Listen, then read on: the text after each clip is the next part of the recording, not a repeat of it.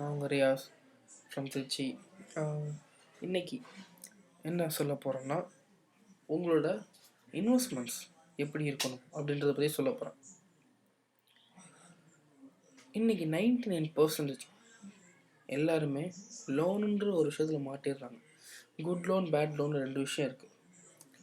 Good லோன்றது இப்போ suppose ஒரு அர்ஜென்ட்டுக்கு வாங்குறீங்க, ஜஸ்ட் ஒரு 8% ஆர் 9% இல்லை ஒரு 10% இன்ட்ரெஸ்ட் ரேட் 60,000 to 70,000 தான் வாங்குகிறேன், இன்ட்ரெஸ்ட்டோட சேர்த்து ஒரு 90,000 தான் வருது. ஈவன் நான் எனக்கு ஒரு மந்த்லி ஒரு 50,000 சேலரி, ஸோ எனக்கு எந்த பிரச்சனையும் இல்லை அப்படின்றீங்கன்னா okay, it's a good loan.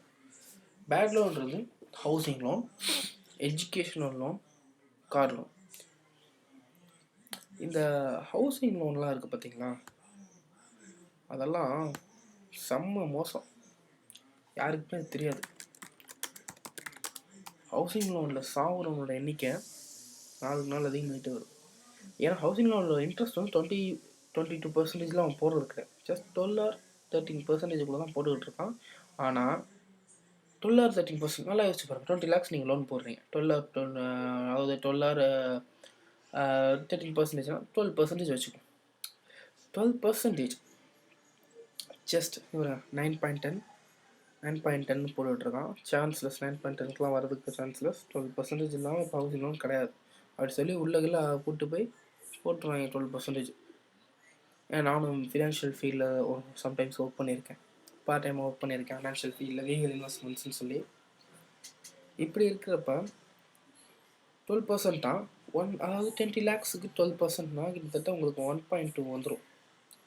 உங்களை அறியாமலே நீங்கள் 20 வருஷம் 1.2 இன்ட்ரெஸ்ட் கட்டிகிட்டே இருந்தால் என்ன ஆச்சு? 20 வருஷத்துக்கு 20 லட்சம் நீங்கள் உங்களை அறியாமலே பேங்க்காக உழைக்க ஆரம்பிச்சிடுறீங்க. ஸோ இன்றைக்கி நான் என்ன சொல்ல போகிறேன்னா, ஒரு சின்ன டாபிக் தான், மியூச்சுவல் ஃபண்ட்ஸ். அது புதுசு, நிறைய பேருக்கு மியூச்சுவல் ஃபண்ட்ஸை பற்றி என்னன்னு தெரியாது. அதை பற்றி இன்றைக்கி நான் என்ன சொல்ல விரும்புகிறேன் அப்படின்னா, அதனோட இன்வெஸ்ட்மெண்ட்டோட ரிட்டர்ன்ஸ் எப்படி வருது அப்படின்றத பார்க்கணும். அதுதான் இன்றைக்கி நான் சொல்ல போகிறேன்.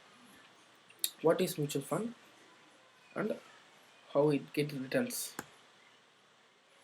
அது நான் ஒரு ஸ்லைட் மாதிரி ப்ரிப்பேர் பண்ணி வச்சுருக்கேன், ஜஸ்ட் லுக் அவுட். மியூச்சுவல் ஃபண்ட்ஸில் ஃபஸ்ட் விஷயம், மியூச்சுவல் ஃபண்ட் இஸ் இன்வெஸ்ட்மெண்ட். அதுவும் ஒரு இன்வெஸ்ட்மெண்ட் தான். அது எப்படின்னா, ஸ்டாக்ஸ், பாண்ட்ஸ் மாதிரி ஒரு இன்வெஸ்ட்மெண்ட்ஸ் தான். அது இன்வெஸ்ட் பண்ண நம்ம கொடுக்குற பணத்தை அவன் பிஸ்னஸில் போட்டு வர ப்ராஃபிட்டில் ஷேர் கொடுப்பான். ஸோ அந்த கம்பெனி முழுகிடுச்சா என்ன பண்ணுறது, இந்த கம்பெனி இல்லையே அப்படிலாம் நீங்கள் நினச்சி பயப்படவே தேவையில்லை. இது எல்லாமே ஒரு ஃபார்வர்டிங், ஒரு ப்ரொசீஜருக்கு அண்டர் கவர்மெண்ட் செபின்ற ஒரு கவர்மெண்ட்டுக்கு அடியில் இருக்கிற ப்ரொசீஜரில் தான் வரும். இப்போ இது ப்ராசஸ் என்னென்னு பார்ப்போம். அது ரிஸ்க் நான் என்னன்றதை உங்களோட சொல்லிடுறேன். இன்வெஸ்டர்ஸ் அவங்க ஃபண்ட் மேனேஜர் கொடுக்குறாங்க. ஃபண்ட் மேனேஜர் யாருன்னா எஸ்பிஐ மியூச்சுவல் ஃபண்ட். இன்வெஸ்டர் செக்யூரிட்டிஸ்ன்ற இடத்துல யார் இருப்பாங்க அப்படின்னா டாட்டாட்ட பண்ண கொடுப்போம். டாட்டா அதை ஜென்ரேட் பண்ணுறாங்க, ரிட்டர்ன்ஸ் டு இன்வெஸ்டர்ஸ்க்கே திரும்பி கொடுத்துருவாங்க. அதில் வர ஷேர்ஸ், ப்ராஃபிட்ஸும்.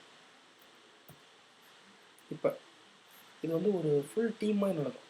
இதில் டைரெக்டாக இந்த எல்லா கண்ட்ரோலும் செபின்ற ஒரு ஆர்கனைசேஷன், அது கவர்மெண்ட் ஆர்கனைசேஷன், அவங்க கண்ட்ரோலில் தான் இருக்கும். ஆனால் மியூச்சுவல் ஃபண்ட் ட்ரான்ஸ்ஃபர் ஏஜென்ட் எல்லாருமே இது கடையில் ஒர்க் பண்ணுவாங்க. இதை பார்த்தீங்கன்னா உங்கள் குழப்பமாக இருக்குது. இதெல்லாம் நீங்கள் மைண்டில் போட்டு குழப்பிக்காதீங்க.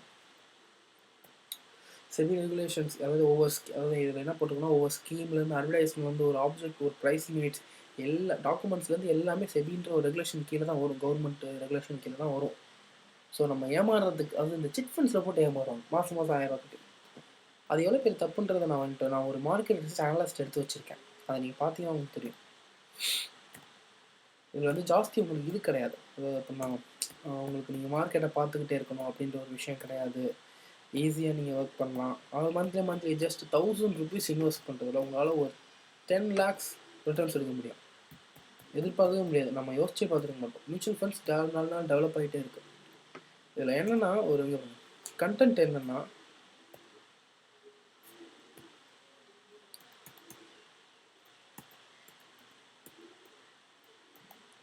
இதில் கண்டென்ட் எப்படின்னா, நீங்கள் மார்க்கெட் பார்க்கணுன்ற அவசியம் கிடையாது. ப்ளஸ் நீங்கள் ஒரு இதில் நீங்கள் ஒரு ட்ரேடிங்கில் செம்ம எக்ஸ்பர்ட்டாக இருக்கணுன்ற அவசியமும் கிடையாது. ஜஸ்ட் நீங்கள் ஒரு இன்வெஸ்ட்மெண்ட் நான் பண்ணுறேன் அப்படின்ற ஒரு ஐடியா மட்டும் வச்சுக்கணும். நீங்கள் வேறு எதுவுமே திங்க் பண்ணுங்கள். மியூச்சுவல் ஃபண்டில் இன்வெஸ்ட் பண்ணிட்டு இருக்கப்பா, 1000 rupees நான் மந்த்லி கட்டிக்கிட்டே இருக்கேன், நாளைக்கு என் பசங்களுக்கு உதவும் அப்படின்ற ஒரு எண்ணத்தில் பிளான் பண்ணிட்டு வரீங்க. அதில் 3 பிளான்ஸ் இருக்குது, SIP, SDP and SWP. SWP விட்டுருங்க, எஸ்டிபி விட்டுருங்க. எஸ்ஐபி மந்த்லி கட்டுறது. எஸ்டிபின்றது ரிஸ்க்கு. 10 lakhs கொண்டு போய் கொடுக்குறீங்க மியூச்சுவல் ஃபண்டில், 2 வருஷம் கழிச்சு எடுக்கிறீங்க. அவரை பார்த்தீங்கன்னா அந்த லாஸ் ஆகிறன்ற ஸ்ட்ராட்டஜி அது 2 வருஷத்துக்குள்ளே தான் வரும், லாஸ் ஆகிற ஸ்ட்ராட்டஜி. ஆனால் எஸ்ஐபின்றது ஒரு லாங் டேர்ம் இன்வெஸ்ட்மெண்ட், செம்மையாக போகுங்க.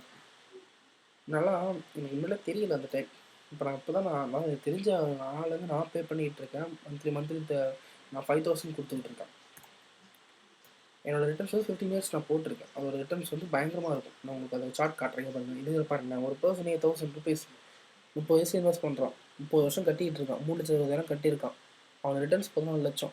இது கவர்மெண்ட் அஷூரன்ஸ். இந்த 14 lakhs இதை விட அதிகமாக போகிறதுக்கு நிறையா பர்சன்டேஜ் வாய்ப்பு இருக்குது. இது உங்களுக்கு புரியாது. இது வந்து பர்சன்டேஜ் கணக்கில் போட்டு நம்மளை குழப்பறதுக்குன்னே இது எழுதுன மாதிரி இருக்கும்.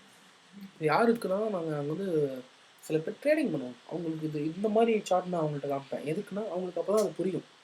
நான் அவங்கள்ட்ட போய் சொல்ல முடியாது, 1000 rupees நீங்கள் இன்வெஸ்ட் பண்ணிங்கன்னா உங்களுக்கு 14 lakhs ரிட்டர்ன்ஸ் வரும் சார், அதுவும் கிட்டத்தட்ட 15 years அப்படின்னு நான் சொன்னேன்னா அவங்களுக்கு புரியாது.